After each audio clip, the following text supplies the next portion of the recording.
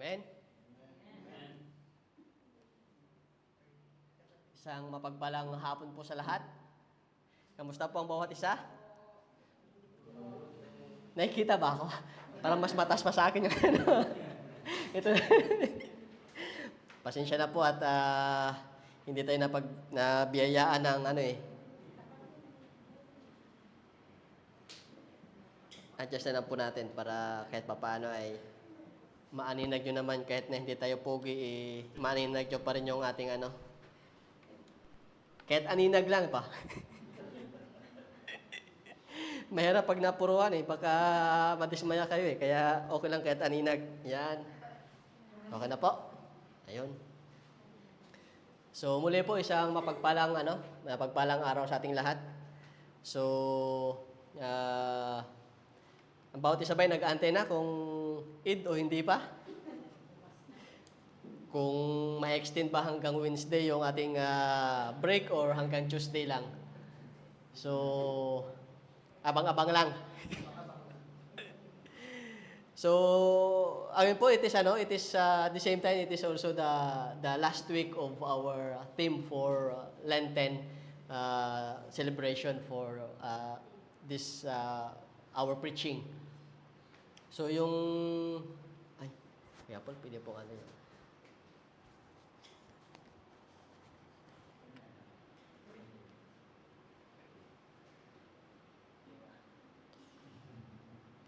So today po last day natin ng this week will be the last week of our theme for Lent. So ang ating pong theme for next tawag nito next month would be Easter. So actually po yung Lenten po is a preparation for Easter. So that's why we finish our whole month for Lenten. So the next month po our topic or our preaching theme is for Easter. So sa pagpapatuloy po natin ng ating team, ang ating pong text ay magmumula po sa familiar na po siya sa atin yung character na to kasi mula bata pa lang tayo namulat na tayo sa istorya ng mamang ito, ng character na ito. So ang ating pong text ay magmumula po sa Book of Jonah. Lahat naman po tayo alam si Jonah, di ba? Yeah. So, ang ating pong text for tonight will come from the Book of Jonah, chapter 1, verses 1 to 17. I'll be reading po in New King James Version. So, sige po, let's all rise and samahan niyo po akong basahin. Medyo mahaba-haba siya, so samahan niyo po akong basahin ng ating text. So in verse 1 it says that, "Now the word of the Lord came to Jonah, the son of Amittai, saying, Arise, go to Nineveh, that great city, and cry out against it, for their wickedness has come up before me." But Jonah arose to flee to Tarshish from the presence of the Lord. He went down to Joppa and found a ship going to Tarshish. So he paid the fare and went down into it, going with them to Tarshish from the presence of the Lord. But the Lord sent out a great wind on the sea, and there was a mighty tempest on the sea, so that the ship was about to be broken up. Then the mariners were afraid, and every man cried out to his God, and threw the cargo that was in the ship into the sea, to lighten the load. But Jonah had gone down into the lowest part of the ship, had lain down and fast asleep. So the captain came to him and said to him, "What do you mean, sleeper? Arise, call on your God. Perhaps your God will consider us, so that we may not perish." And they said to one another, "Come, let us cast lots, that we may know for whose cause this trouble has come upon us." So they cast lots, and the lot fell on Jonah. Then they said to him, "Please tell us, for whose cause is this trouble upon us? What is your occupation, and where do you come from? What is your country, and of what people are you? So he said to them, I am a Hebrew, and I fear the Lord, the God of heaven, who made the sea and the dry land. Then the men were exceedingly afraid and said to him, Why have you done this? For the men knew that he fled from the presence of the Lord, because he had told them. When they said to him, What shall we do to you, that the sea may be calm for us? For the sea was growing more tempestuous. And he said to them, Pick me up and throw me into the sea. Then the sea will become calm for you, for I know that this great tempest is because of me. Nevertheless, the men rowed hard to return to land, but they could not, for the sea continued to grow more tempestuous against them. Therefore, they cried out to the Lord and said, We pray, O Lord, please do not let us perish for this man's life, and do not charge us with innocent blood. For you, O Lord, have done as it pleased you. So they picked up Jonah and threw him into the sea, and the sea ceased from its raging. Then the men feared the Lord exceedingly, and offered a sacrifice to the Lord, and took vows. Now the Lord has prepared a great fish to swallow Jonah, and Jonah was in the belly of the fish 3 days and 3 nights. Purihin po ang Panginoon sa kanyang salita. Tayo po'y manalangin. Hallelujah, Lord. Ama namin makapangyarihan sa lahat. Maraming salamat, Lord. At kami po, Lord, ay naandito, Lord, sa lugar na ito, Panginoon. Sama-sama pong magpupuri. Sama-sama pong umawit ng pasasalamat, Panginoon. At sama-sama pong pakinggan at tanggapin, Lord, ang mensahe, Lord, na inyo pong ilalatag sa amin, Lord, sa gabing ito, Panginoon. Lord, as your servant, ako po, Lord, ay inyong itago sa inyong likuran, Panginoon. Kayo po ang manguna sa akin, Panginoon. I prepared the preaching, Lord, but I know that you will be the one to speak to your people, Panginoon. Let their heart hear your voice, Panginoon. Not my lips, Panginoon. Not my voice, Lord, but your voice, Panginoon, because your voice is more powerful than I, Panginoon. And Lord, I entrust everything to you. Alam ko, Lord, na kayo po, Lord, ay nasa aking harapan, Panginoon. And Lord, kayo ang patuloy na mapapurihan, kayo ang patuloy na mataas, kayo ang patuloy na masamba. At ito po, Lord, ang aming panalangin sa nag-iisa at tunay na makapangyarihang pangalan ng inyong anak na si Jesus. Amen. Sige po. Let's all be seated. So, ang atin pong text sa gabing ito, o title po ng ating text sa gabing ito ay The Escape Plan. The Escape Plan. Ang pagtakas. So, before we start, I prepared a short clip, and I know everyone will be makaka-relate sa video na ito.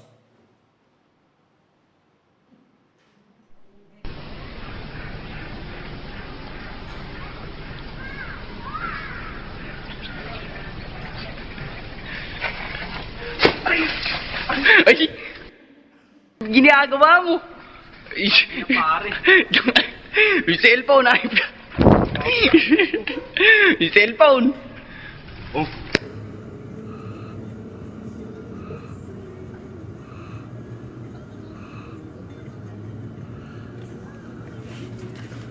Patay. Sakpan. Taga San Carlos. Pili.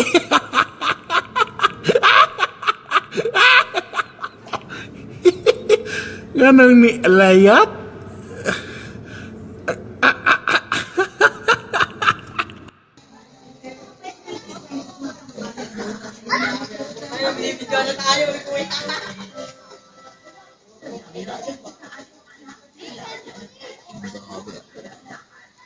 Paano nasusunto?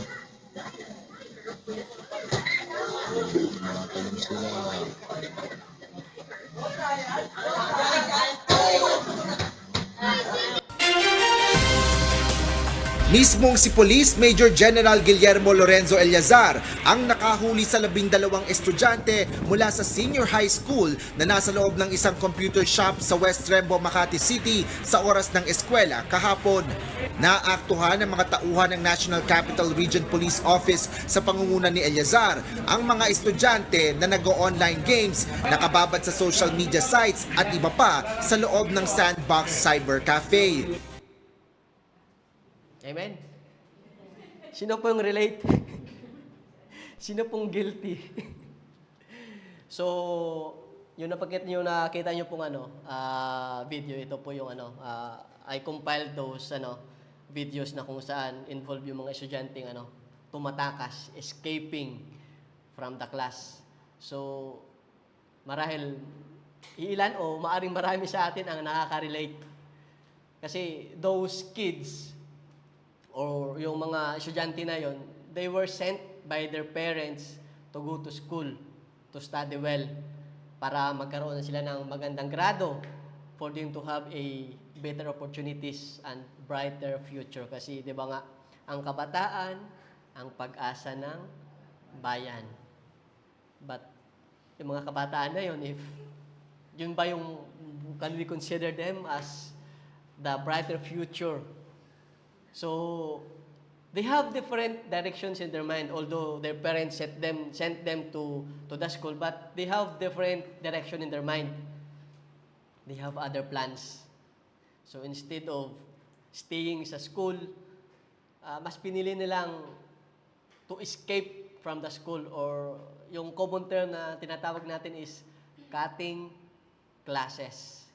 So, I was one of them before, kasi nung high school, I was part of yung Supreme Council na tinatawag, yung organization sa school na sila yung namumuno to direct yung mga rules ng school.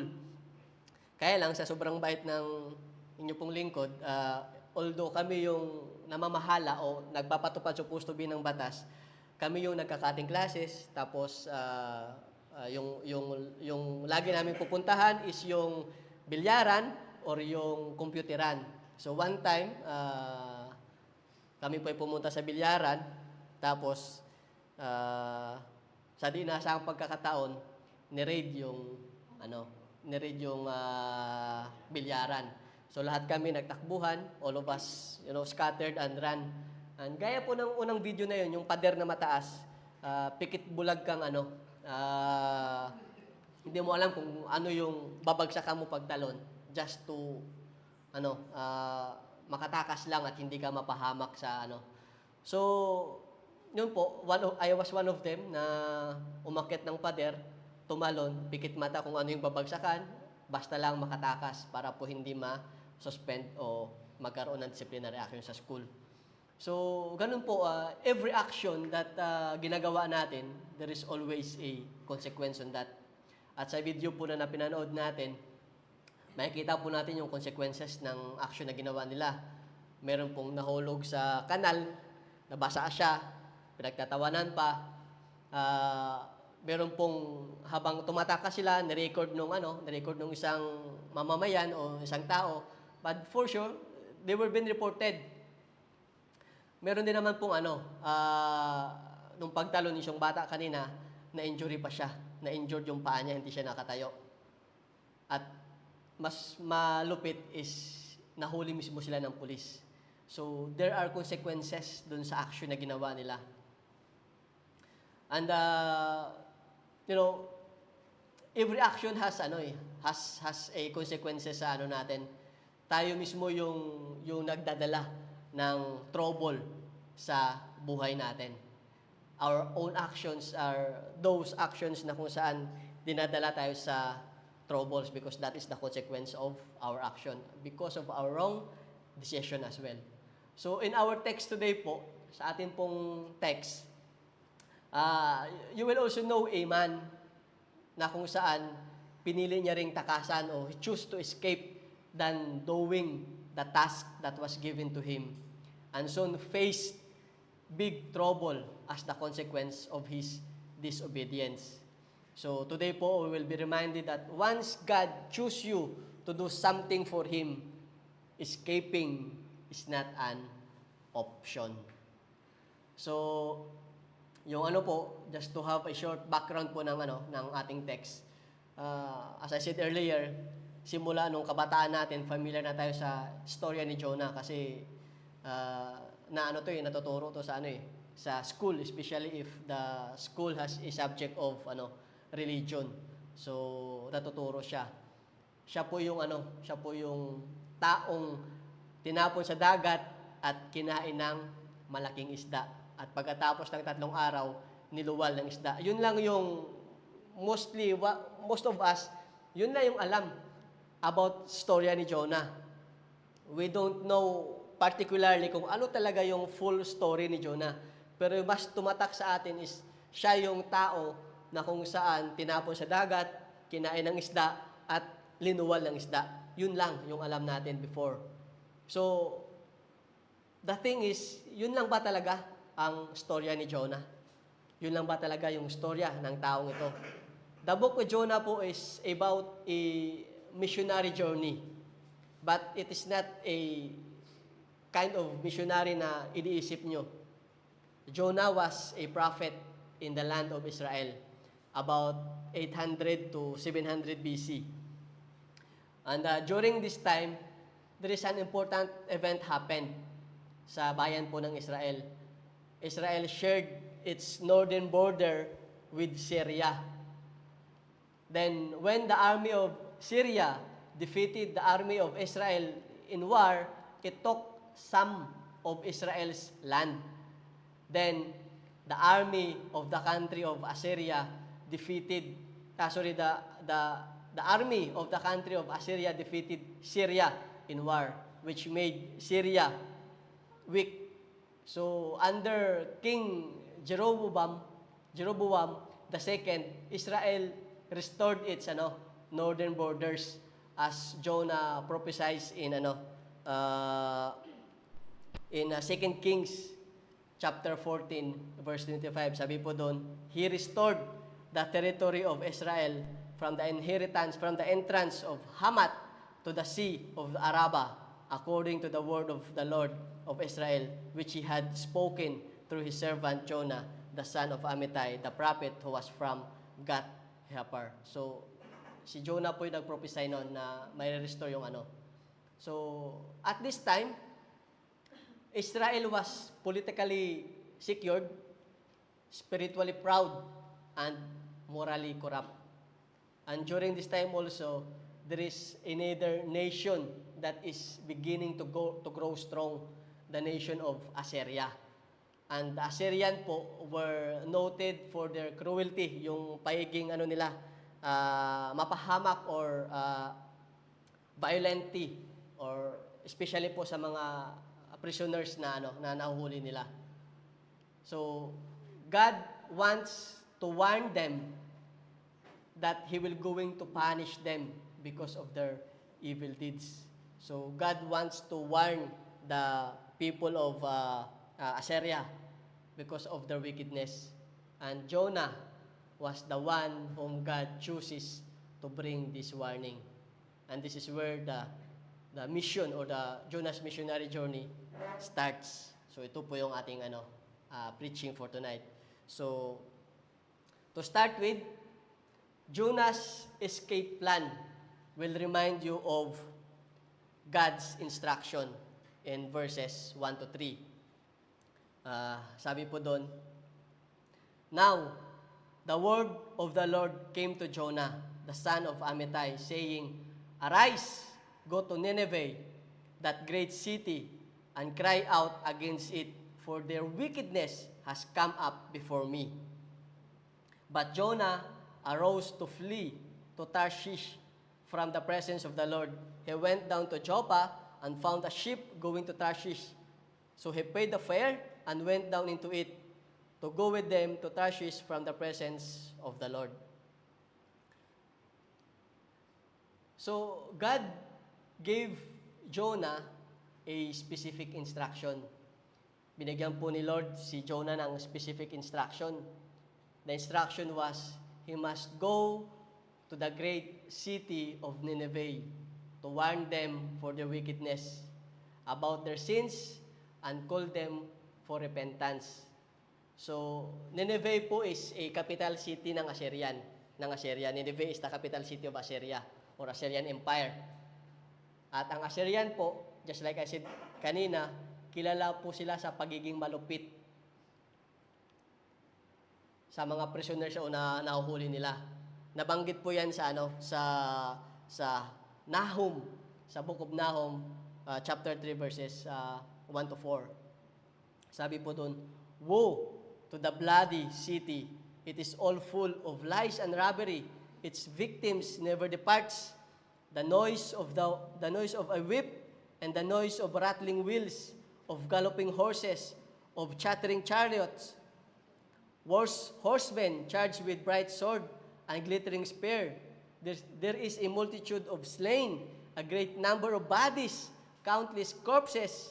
They stumbled over the corpse because of the multitude of harlots of the seductive of harlot, the mistress of sorceries, and who sells nations through her harlots and families through her sorceries." So, yan po yung background ng Nineveh. Ganito po kalupit ang mga Ninevites. Tinatawag po silang City of Bloods. Ibig sabihin po, laging may dumadanak na dugo sa lugar na yon. Yung noise of the whip, so ibig sabihin, laging may yung nilalatigo, yung pinaparusahan. Countless corpses, ibig sabihin, madaming patay na nakakalat lang. Na sabi doon, they stumbled over corpses, di ba? So, ibig sabihin, naapakan pila, natitisod sila. Ganun kadami yung mga patay na katawan na nakakalat sa lugar na yun. Ganun sila kasama. They also known to skin their victims, yung binabalatan ng buhay. Tapos yung bodies, yung katawan nila, tinutusok ng sharpened stakes. Tapos iniiwan sila hanggang mamatay. Tapos, maliban pa doon, they often force yung mga parents o yung mga magulang, they force to watch their children being burned alive just before the parents themselves will be killed. So yung mga, grabe no? Yung mga magulang, pinapanood mo na kung paano sunugin ang buhay yung mga anak, tapos pagkatapos sunugin ang buhay yung mga anak, sila naman yung papatayin. That's how cruel the city of Nineveh is. The Ninevites also were known to bury their victims, kumbaga binabaon nila sa lupa na yung labas lang ulo. Tapos hinahayaan lang na mamatay sila sa gutom o di kaya kainin sila ng buhay na mga hayop. So ganun kalupit yung city of Nineveh. So the whole city known to commit suicide rather than yung mga victim, mas pinipili nilang mag-suicide kaysa sa mahuli sila ng mga Ninevites. So this is how cruel and wicked the city of Nineveh is. The kind of city whom God called Jonah to give warning and called for repentance. Kung kayo si Jonah, what you will do? Knowing the background of this kind of city. Tapos, si Jonah habang natutulog, kasi the word of God came to Jonah eh. So, habang natutulog si Jonah, kinausap siya ni Lord. Sinabihan siyang, "Oy, bumangon ka dyan. Pumunta ka sa Nineveh at warningan mo sila sa mga kasamaan nila." This is the instruction eh. So, ikaw si Jonah, what you will do? Knowing the background of that city na kung saan, sa ganun kalupit na lugar, utusan ka ni Lord na pumunta, tapos anong gagawin mo? Sasabihan mo sila ng kasamaan nila.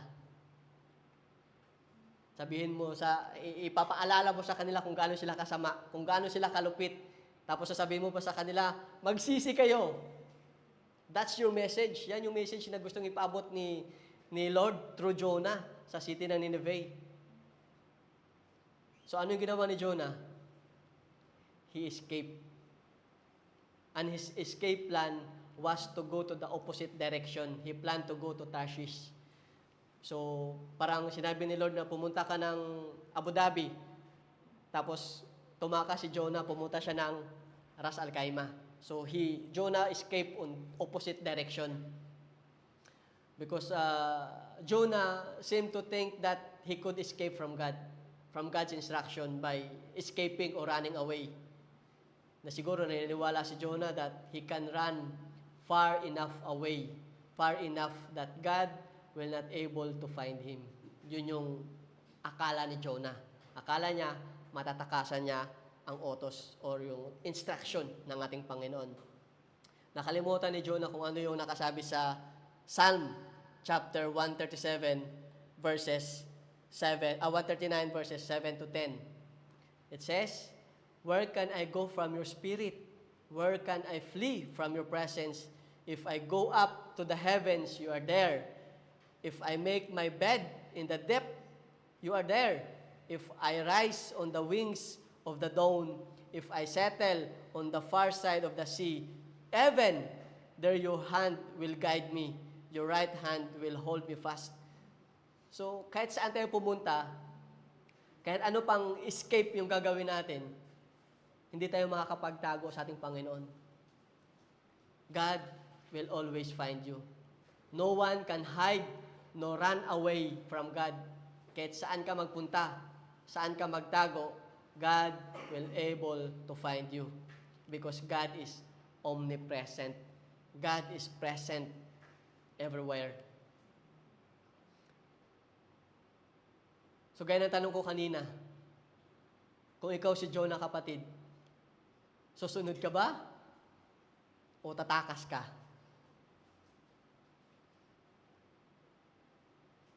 Kapatid, we are all given. God has given us the instruction. Meron pong binigay sa atin ang ating Panginoon. Instruction na binigay. To all who accepted Christ as their Lord and personal Savior, meron pong instruction. At ano po yung instruction na yon? Sabi po sa Mark chapter 16 verse 15, "And then Jesus told them, go into all the world and preach the good news to everyone." Yan po yung instruction na binigay sa atin. Preach the gospel, the good news, the saving works of Jesus Christ. To who? To everyone. Sa lahat. Hindi para sa iilan lang. Hindi para kung sino lang ang bet mo na abutin o isiran. Hindi lang kung sino yung bet mo, kung ibig sabihin hindi lang kung sino yung gusto mo. God did not instruct you to just preach or share the gospel to those people close to you o sa mga taong mabubuti lang sa'yo, sa mga taong nagpapautang lang sa'yo, sa mga taong nalalapitan mo sa oras ng kagipitan. It means that even to those people who hurt you, those people who hurt you so much, you should preach or share the gospel. But bakit nga ba Jonah escaped? Because Jonah is a prophet eh. There is a covenant to God. There's some kind of reason si Jonah, acceptable reason kung bakit siya tumanggi. At nabanggit yan by Jonah himself kung ano yung dahilan niya kung bakit siya hindi sumunod. Sabi po sa Jonah chapter 4 verses 1 to 2, "But it displeased Jonah exceedingly, and he became angry." He became angry to God. Why? "So he prayed to the Lord and said, Lord, was not this what I said when I was still in my country?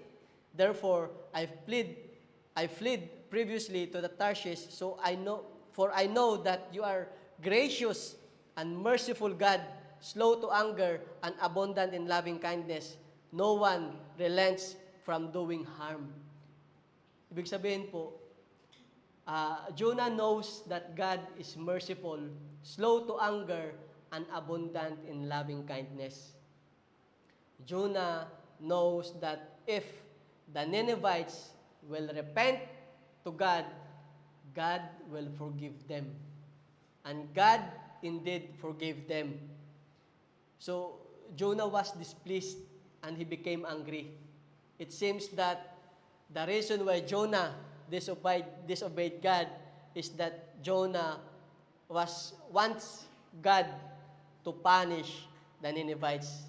Kasi merong ngipin sa ngipin, ano pa yung iba? Dugo sa dugo. An eye for an eye, a tooth for a tooth. Ganun yung gusto mangyari ni Jonah. Dahil sa kasamaan o ganun katinding kalupitan ng Ninevites, Jonah wants God to punish the Ninevites. But he knows that God is merciful and loving sa sinuman. Once the Ninevites will repent, God will able to forgive them. And Jonah don't want that. Sa buhay din po natin, at some point in our life, there are times na gusto natin na God will do something to those people who brought pain in your life, who brought or who mistreat you, those people who abused you. At some point in our life, meron tayong in back of our mind na sa mga taong gumawa sa atin ng kasamaan, nanakit sa atin, nang hamak sa atin, we want God to do something to them. Kaya nga, yung malimit na sinasabi natin is, Lord, ikaw na ang bahala sa kanila. Lord, ikaw na ang bahala sa kanila. Yun yung malimit nating sinasabi. I'm not saying that it is wrong that you entrust them to the Lord. But what I am trying to say is that, what is your condition of your heart when you say those words? What is your intention? Nung sinabi mo na, Lord, ikaw na ang bahala sa kanila. What is inside your heart nung sinabi mo yun? Mga taong tinilikuran ka sa oras ng pangangailangan, mga taong sa kabila ng kabutihang ginawa mo sa kanila, na pag-iisipan ka pa rin ng masama. Is it really you want God to change them?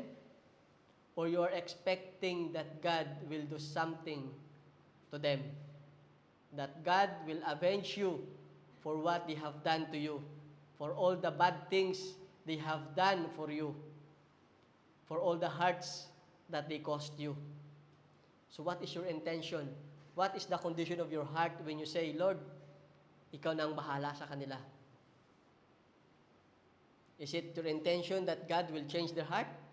Or is it you want God to do something to them? And let us be reminded of what it says in Romans chapter 5, verse 8. But God demonstrate His own love towards us, in that while we were still sinners, Christ died for us. Mga kapatid, Jesus, our Lord Jesus Christ, came to the world not just for good people. He came especially to those who are doing bad things, sa mga gumagawa po ng hindi masama, ng hindi maganda. Because while you and I are still sinners, Christ died for us. While you and I are still in the condition that we keep on hurting God because of our rebellion against Him, because of our sins, God or Christ died for us. Ang unang pagdating ni Kristo sa mundo is to offer a salvation.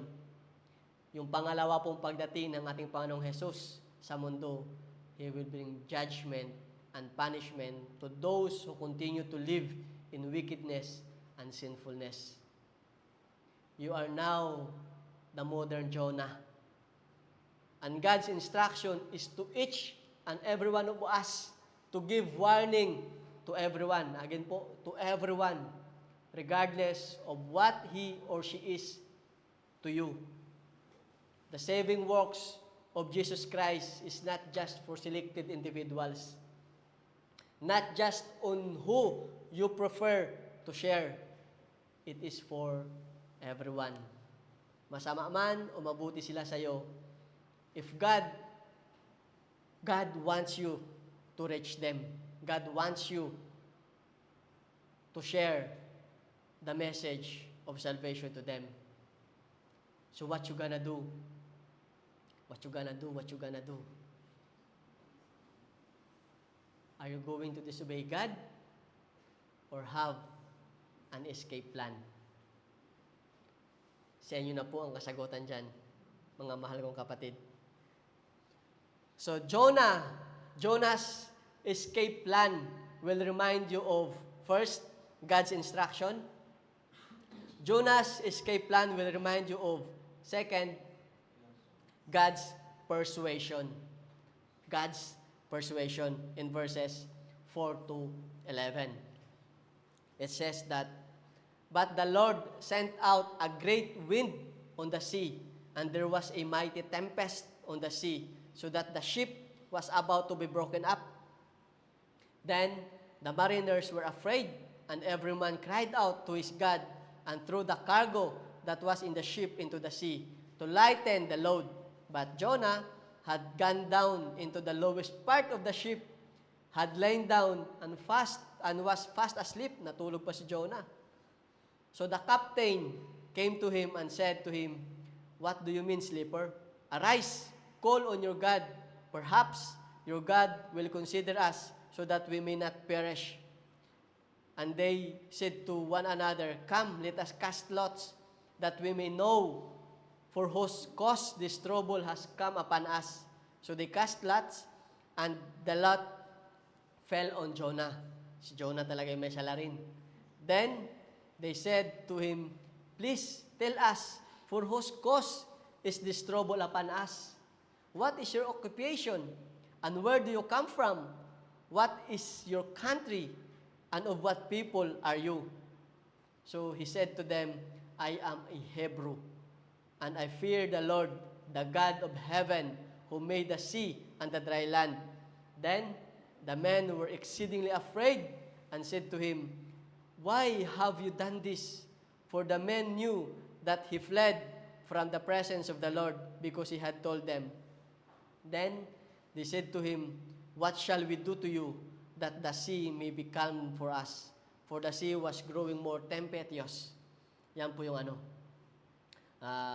yan po yung text from verses 4 to 11.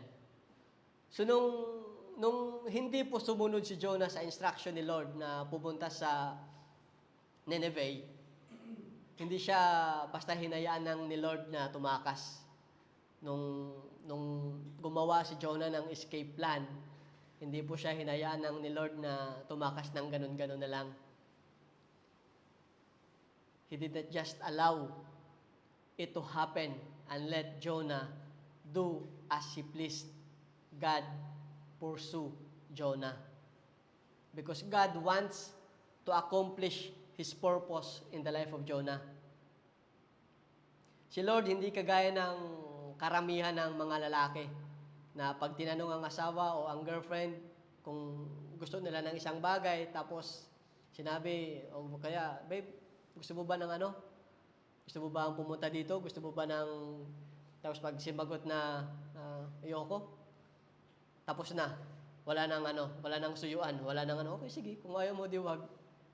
Hindi po ganoon si Lord.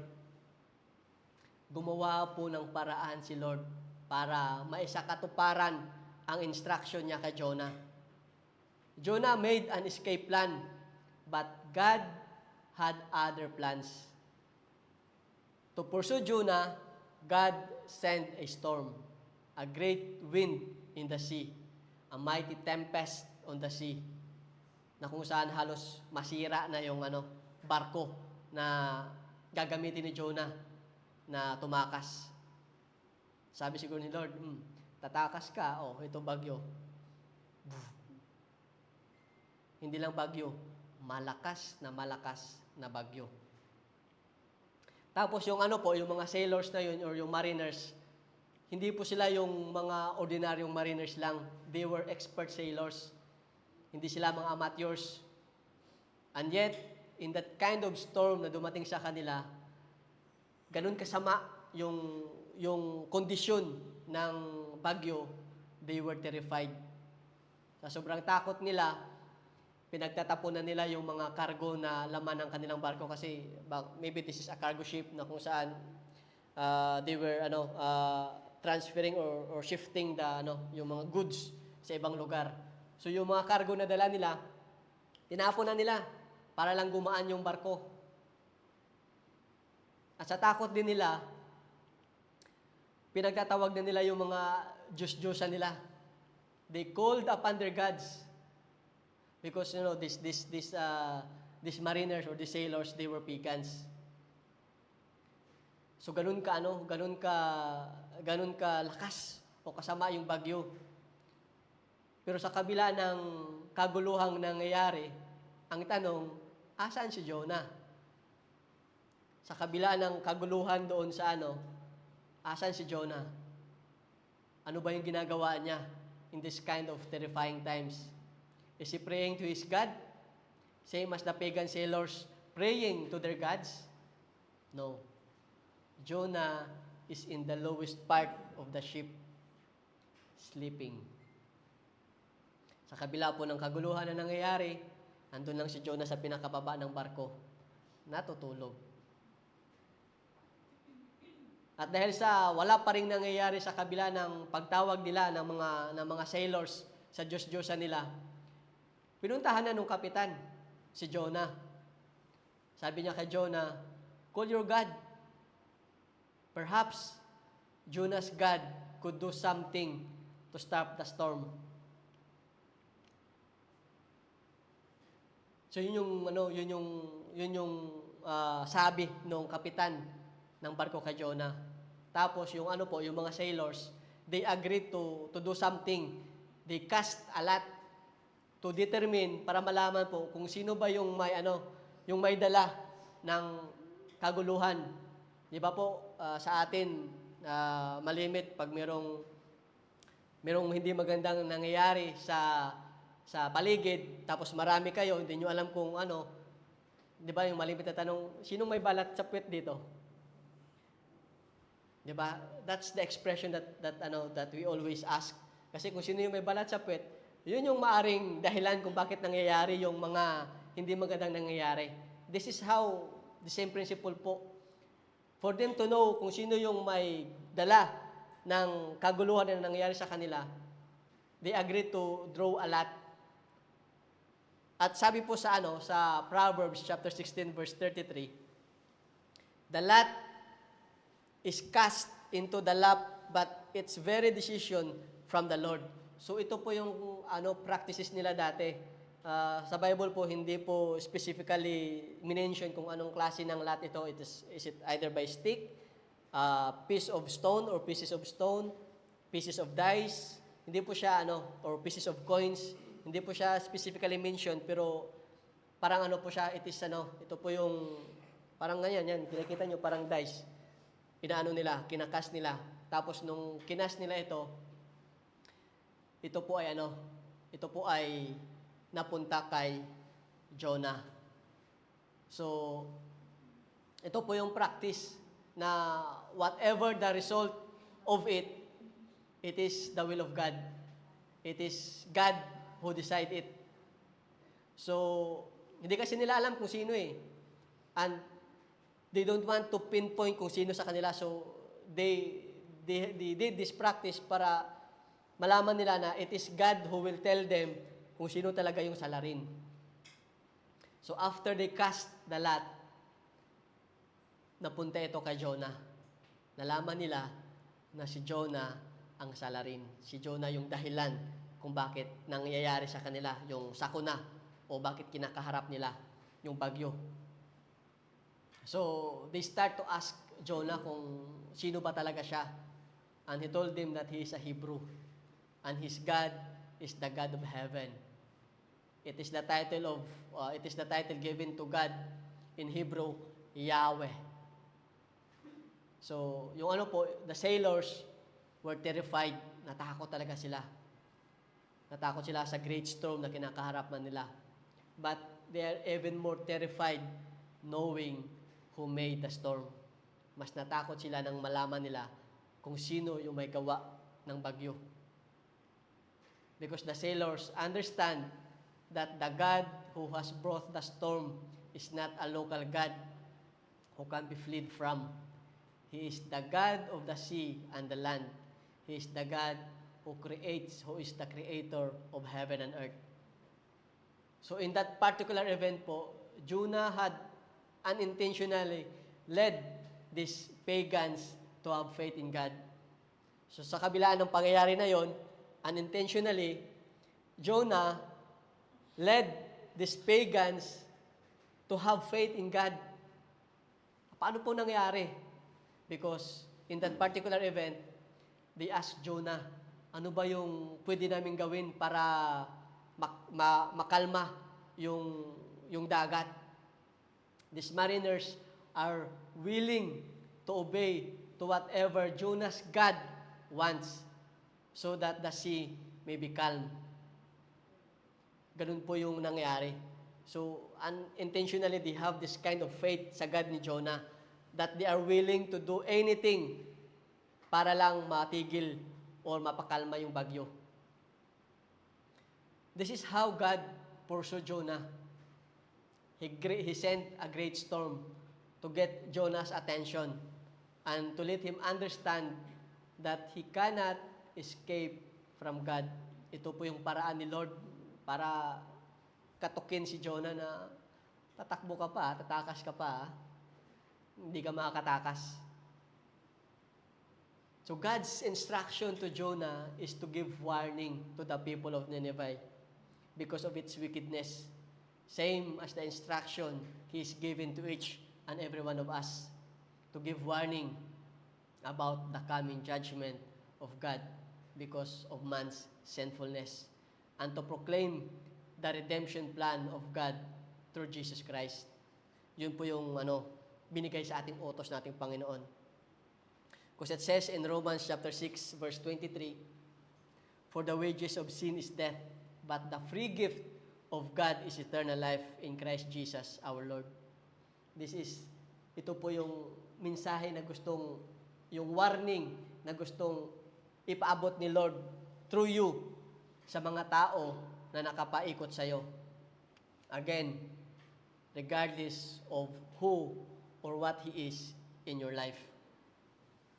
Kung ginagawan ka ba ng masama o siya lang yung lagi nagpapautang sa'yo, siya lang yung lagi nagko-comfort sa'yo, not because He is doing something good to you, siya lang yung pwede mong abutin.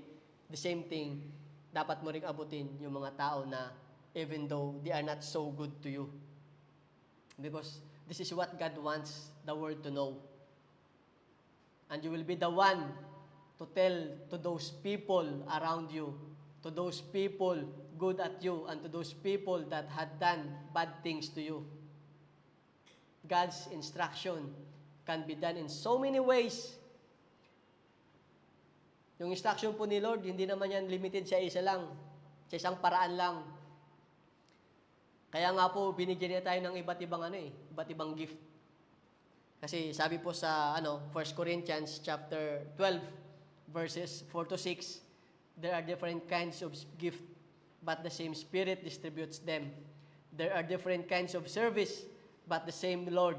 There are different kinds of workings, but in all of them and in everyone, it is the same God at work. So yung utos po, yung instruction ni Lord sa atin, we can do it in different kinds or in different ways.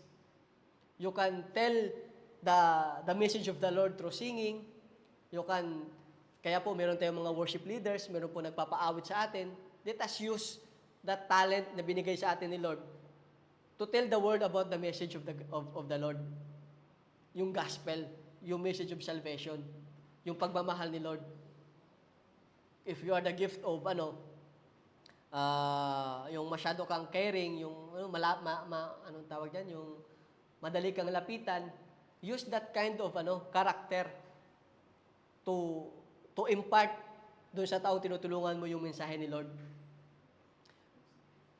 proclaiming the Word of God, telling people about the saving works of Jesus Christ is not just through preaching.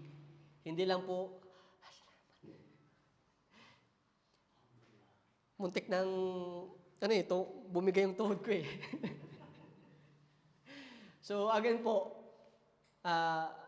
proclaiming the Word of God, telling people about the saving works of Jesus Christ is not just through preaching. Hindi lang po sa pamamagitan ng pulpit nito.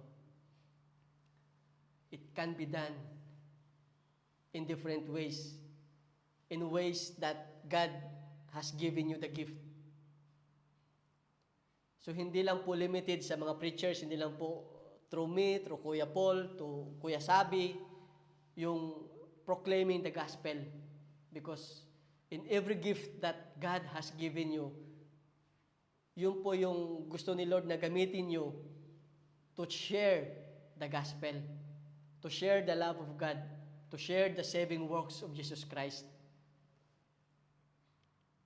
Kaya lang, ang problema, when God wants you to do the task out of your comfort, when your comfort is being compromised, kung kailangan mong isakripisyo ang mga bagay na mahalaga sa buhay mo, oras mo, resources mo, lalo na yung mga happy hours mo, material na bagay, libangan na ginagawa mo, yung mga date mo, medyo mababawasan na, yung pagpunta-punta mo sa mall, medyo makakompromise na, yung liwaliw mo, medyo mababawasan na. When you know that there are things that you need to give up, you need to surrender to comply to God's instruction, you are starting to create an escape plan. Ano po yung nangyayari? Ang dami nating dahilan. Plan to run away from God by making so many excuses, just not to do God's instruction sa atin. At we are being reminded by Luke chapter 14, verse 18. But one after another, they all began to make excuses. The first one said, I have brought a field and I need to see it. Please excuse me. This verse po is taken from the background of this text. It is the parable of the great banquet. Kung nung saan yung king naghanda ng isang malaking gathering at in-invite niya yung mga tao, but yung ini-invite niya, they are starting to give excuses for them not to go to that fest, to that gathering. So, just like those, guests sa parable of the great banquet, people are good at making excuses. Tama po ba? Ang galing natin gumawa ng mga dahilan. Maubos na lang yung kayamanan natin. Yung excuses natin, never. Tama po. It will never. Hindi po nauubos. Maubos na yung ipon mo. Yung dahilan mo, madami pa. Gabundok pa. Because yun yung kayamanan ng tao na kahit kailanman hanggang sa grave nito, marami pa rin siya nito. Excuses. Excuses not to do God's instruction or to delay it. At ang common at gasgas but reasonable excuse is, Lord, hindi pa ako ready. Kung di ka pa naman ready, ba't sino pipilit sa'yo? Diba? It is a kind of excuse na kung saan makikita mo na reasonable naman, acceptable, kasi we cannot just drag you to do something tapos sasabihin mo hindi ka pa ready. Lord, hindi pa ako ready. Or Pastor, hindi pa ako ready. Or Kuya Paul, hindi pa ako ready. Kuya Sabi, hindi pa ako ready. Kasi, alam ko ito, kasi ginamit ko rin yan eh. Yung mismong salita na yan. Hindi lang sa mga pastors o sa mga leaders before. Even to God, I tell, Lord, hindi pa ako ready. But no matter how many excuses you are going to make to escape from God's purpose in your life, He will never just simply leave you. Hindi niya sasabihin na, okay, sige, kung ayaw mo, di, bahala ka. No, my dear brothers and sisters, God will pursue you. He will finish what He had started in your life. In all of us, yung mga preachers, ako, si Kuya Paul, si Kuya Sabi, at some point po of our service, especially nung sinabihan kami ni Pastor Pino na mag-attend ng homiletics, especially kaming tatlo lang, special class sa amin, we never said yes at the first. We tried to escape. I personally tried to drop out. Kaya lang, makulit si Pastor Pino eh. Pinurso niya kami. That's how God pursue us. 3 of us, or 4 of us, including Pastor Dek. God pursue us through the life of Pastor Pino. And here we are. We are able to stand not because we are able to, but because God pursue us to complete the task, to finish the task that He has given to us.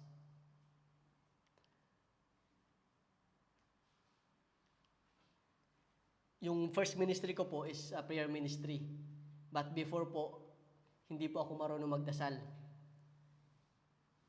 Never I tried to pray in front of many people or even 3, 4 lang, never.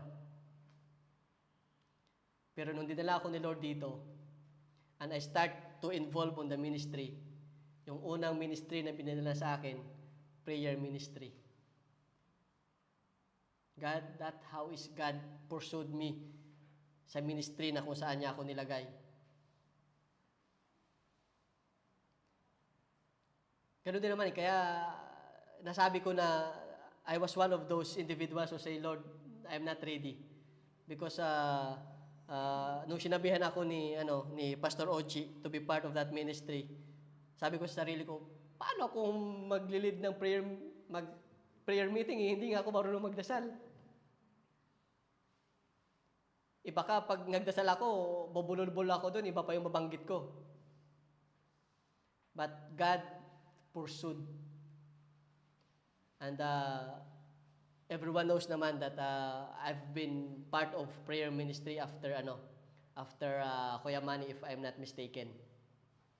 After Kuya, because before po it is Kuya Manny who are leading the prayer ministry, and after Kuya Manny, it was me who been appointed by Pastor Oji to lead the prayer ministry.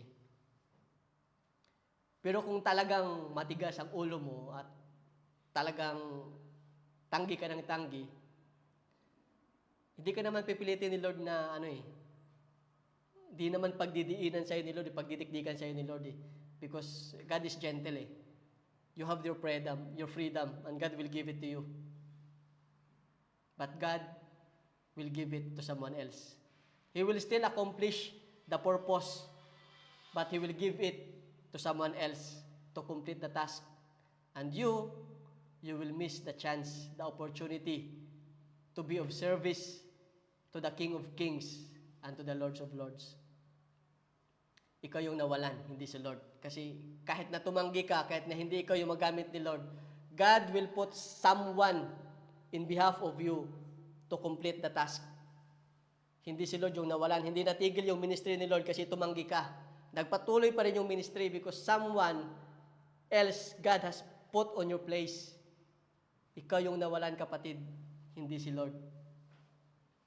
So no matter what kind of escape plan you will do, God will pursue you. He will not just allow you to escape. He will make a way to fulfill His purpose sa buhay mo. And on this process of pursuing you, He will allow great storms sa buhay natin o sa buhay mo. It might be a way of a natural phenomena or natural disaster or consequences na mga maling desisyon na ginagawa mo. Why? Just like Jonah, God wants to call your attention and you to be reminded of who He is in your life. Meron niyang kasabihan na pag ang bata daw hindi nasaktan, hindi sila matututo sa buhay. Ganon din po tayo.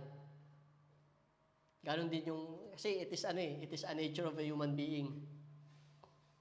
You always want to learn your lesson the hard way. Tama po ba? Yun yung gusto natin eh. Kailangan muna nating sumabak sa gera para matutunan natin kung ano yung binibigay sa atin, Lord. Kailangan muna nating mapalo ng matindi para malaman natin kung ano yung pagkakamali na nagawa natin.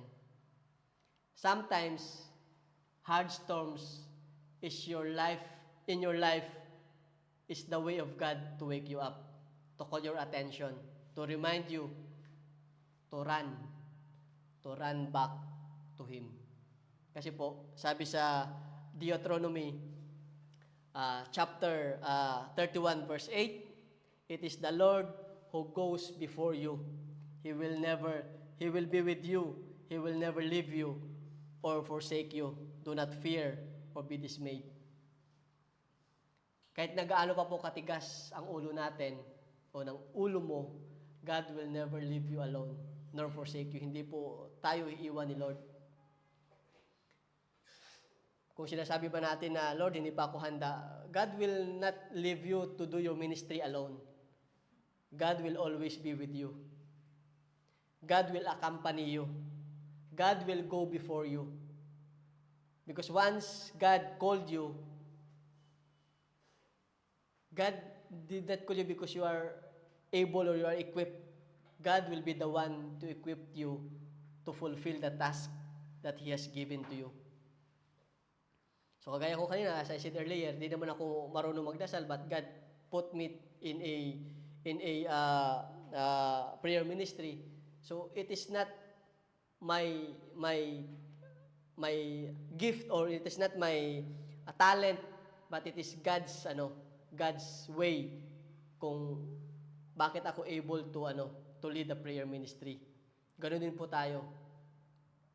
It is not because you can, but because God can fulfill it sa buhay mo. So kahit na gaano pa katigas ang ulo natin,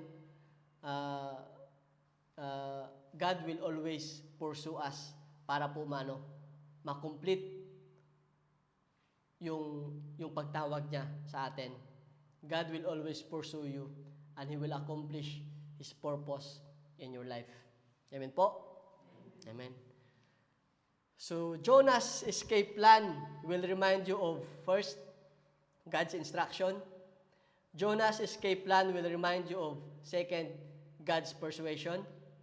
Jonah's escape plan will remind you of God's redemption in verses 12 to 17.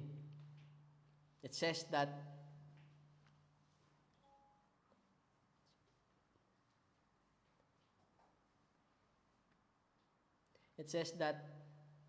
He said to them, "Pick me up and throw me into the sea.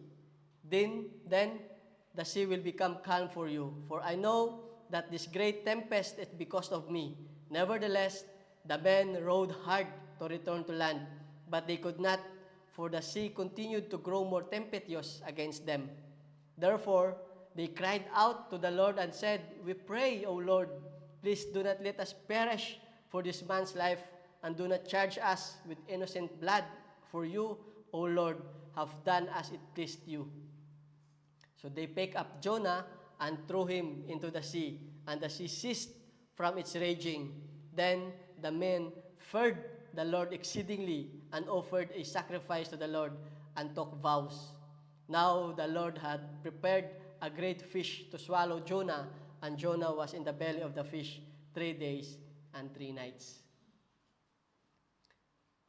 Now, Jonah starts to recognize yung ginawa niya.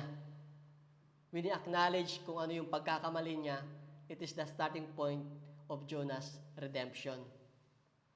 So when the sailor asked him what they can do to calm the sea, he answered them to throw him into the sea. Sabi niya, itapon niyo ako sa dagat. Because Jonah acknowledged that he is the one that causes the trouble. Jonah acknowledged that it is because of him they are now facing this situation. Siya ang salarin kung bakit sila nahaharap sa malakas na bagyo. Jonah was willing to sacrifice his life to save everyone in the ship. Kaya sabi ni Jonah, itapon niyo lang ako. Kasi Jonah willing to sacrifice himself para matigil na yung malakas na bagyo.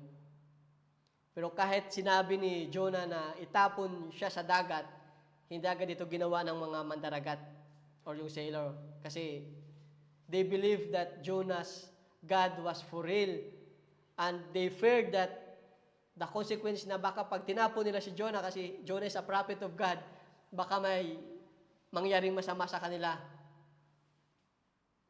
Baka balikan sila ni Lord sa ginawa nila. That's why they feared. Hindi nila agad tinapon si Jonah. Actually, yung ginawa nila, they tried by themselves na umabot pa rin sa dalampasigan, but yung bagyo talagang malakas. When they see that there is no other way, they threw Jonah overboard. But they cried out to the Lord, the God of Jonah, the God of heaven, not to make them accountable for throwing Jonah overboard. Pag daw ibigay sa kanila yung innocent blood. Ito yung sinasabi ko kanina na unintentionally Jonah led these pagan sailors to acknowledge, believe, feared, and have faith on God. Because they prayed not to their gods, but to the God of Jonah, the God of Abraham, Isaac, and Jacob, the creator of heaven and earth. Doon na sila nanalangin. So after throwing Jonah overboard, pagkatapos nang itapon si Jonah sa barko, tumigil na yung malakas na bagyo. The sailor moved from fearing the storm to fearing the Lord. It is not just Jonah was redeemed, but the sailors as well. Yung redemption po hindi lang nangyari kay Jonah, but at the same time, redemption happened to the sailors as well. Because of the miracle they have witnessed. Tapos, anong ginawa nila? They offered a sacrifice to the Lord and took vow. Nag-offer sila ng offering, ng sacrifice, and they took vow. From being pagans or idol worshippers, they are now worshiping God of Jonah, the God of heaven, Yahweh. So God redeemed Jonah.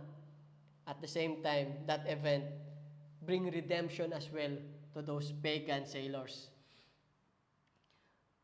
So redemption starts when you acknowledge or when you recognize that you've done something against God. When you realize that resistance to God's instruction will only lead to hardship and suffering. Sabi po sa 1 John chapter 1 verse 9, if we confess our sins, He is faithful and just and will forgive us our sins.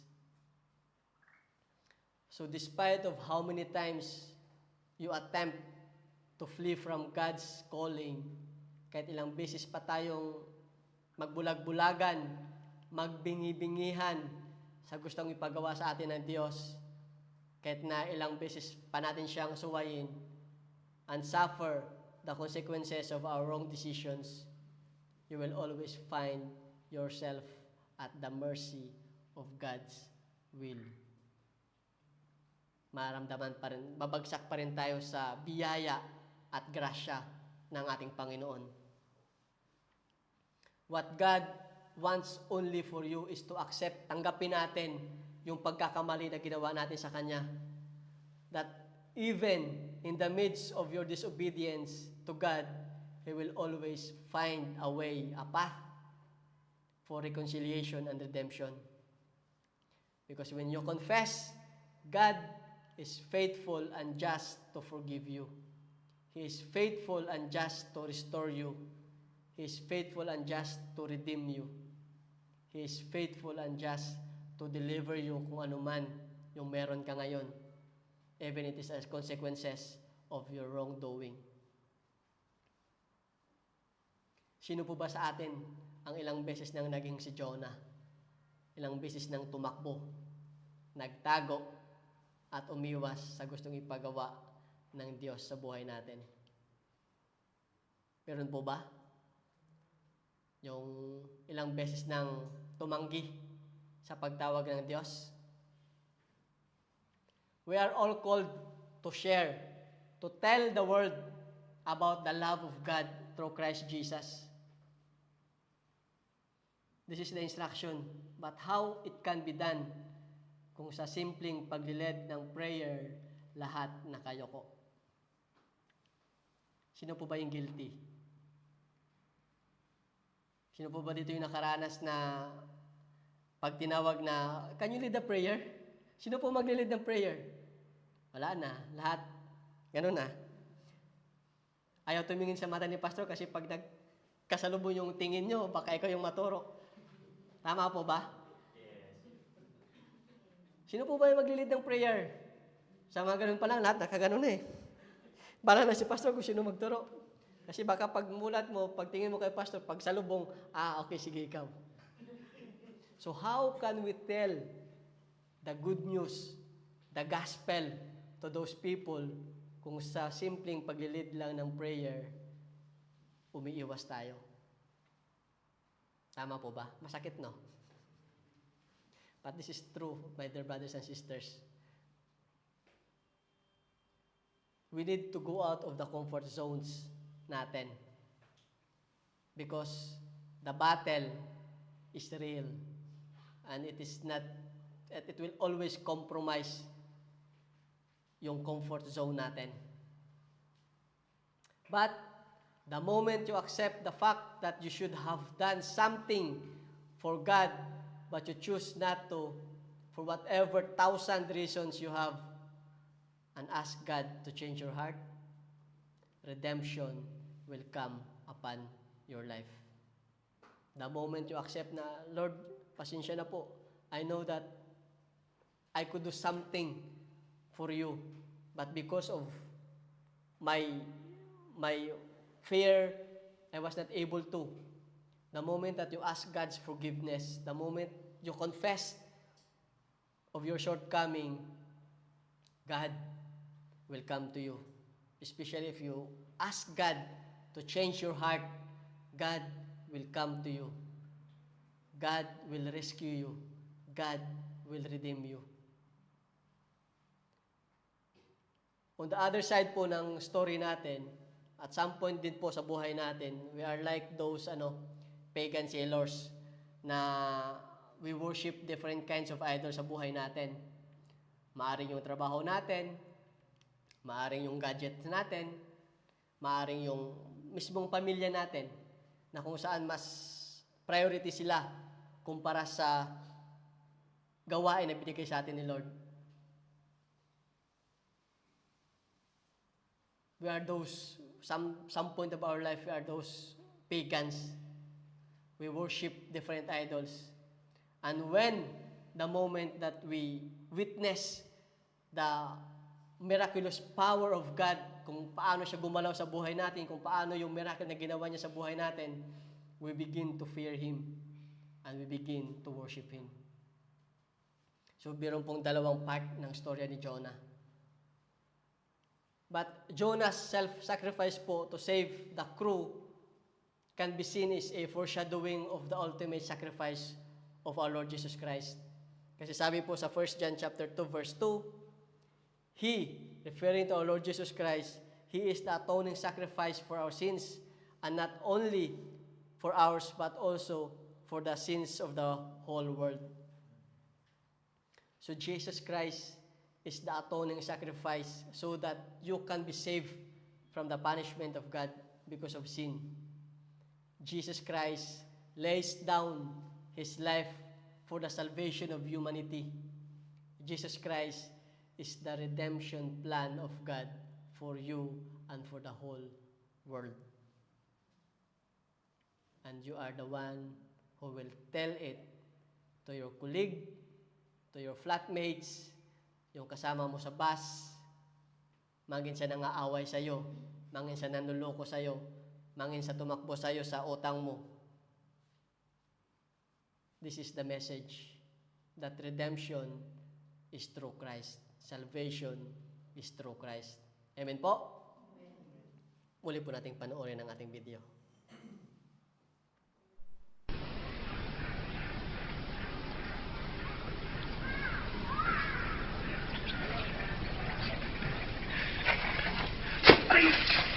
Ay!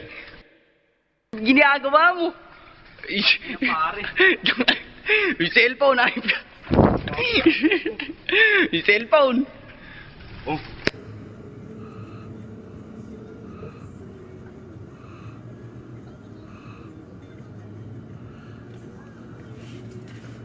Patay.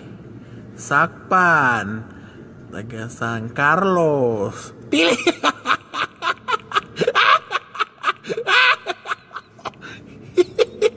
Ganang ni layat.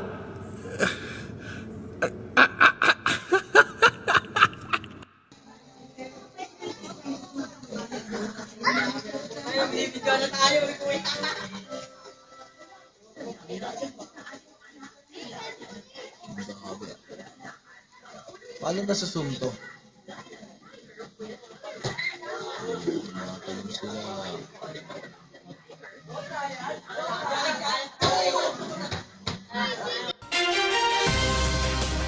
Mismong si Police Major General Guillermo Lorenzo Eleazar ang nakahuli sa 12 estudyante mula sa senior high school na nasa loob ng isang computer shop sa West Rembo, Makati City sa oras ng eskwela kahapon.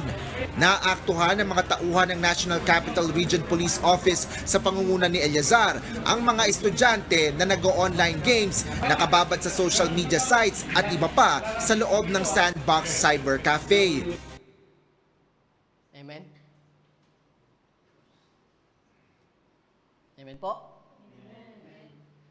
So, it is a reminder for all of us that escaping from God, running away from God, will bring disaster sa buhay natin. He created you for a certain purpose. There is a work that He called you to do, and He will accomplish it. Because it is said in Philippians chapter 1 verse 6, God who began the good work within you will continue His work until it is finally finished on the day when Christ Jesus returns. God will continue His work until it is finally finished. God will accomplish po yung purpose niya sa buhay natin. So the story of Jonah is far beyond the story of a man swallowed by a big fish. The story of Jonah, or the Jonah of or Jonah's escape plan, will remind you of God's calling. Jonah's escape plan or runaway plan will remind you of God's pursuance. Jonah's escape plan or runaway plan will remind you of God's deliverance or God's, sorry, I changed that now.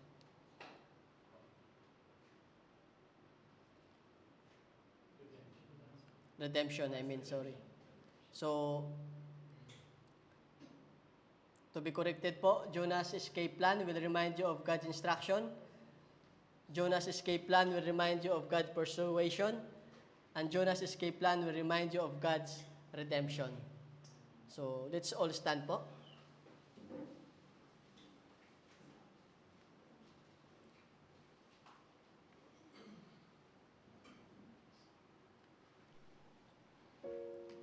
Tayo po'y manalangin. Hallelujah, Lord. Ama namin makapangyarihan sa lahat. Maraming salamat po sa araw nito, Panginoon. Maraming salamat, Lord, sa katagumpayan, Lord, ng gawain namin, Panginoon, sa araw nito, Lord. Maraming salamat, Lord, sa mensahe, Lord, na inyo pong binigay sa amin. Thank you, Lord, for reminding us, Lord, that there is an instruction given by you to us, Panginoon. And no matter how many times we try to escape from this instruction, Panginoon, Lord, you remind us that you will always pursue us, Panginoon. You will always accomplish, Lord, the purpose that you have given to us, the purpose of our life, Panginoon. accomplish the instruction that you have given to us to share the gospel, to share the saving works of our Lord Jesus Christ. Lord, if times that we have escaped, Panginoon, ilang beses man kami tumakbo, Panginoon, Lord, we thank you. Because we know, Lord, that there is redemption on our way, Panginoon. You will come to us, Panginoon. You will deliver us and you will redeem us, Panginoon. Lord, we thank you for the message that you have entrusted on us today, Panginoon. Thank you, Lord, for reminding us of who we are, of what we should do, Panginoon. And thank you, Lord, for your grace and mercy, Panginoon. Because no matter how many times we turn our back on you, Panginoon, your grace and mercy is always on us, Panginoon. You will always redeem us, Panginoon. You will always deliver us, Panginoon. You will always come to us, Panginoon. Lord, we thank you. We thank you, Lord, because your love, your grace, and your mercy, Lord, is overflowing, Lord, sa amin po mga buhay, Panginoon. Again, Lord, let your will be done in our life, Panginoon.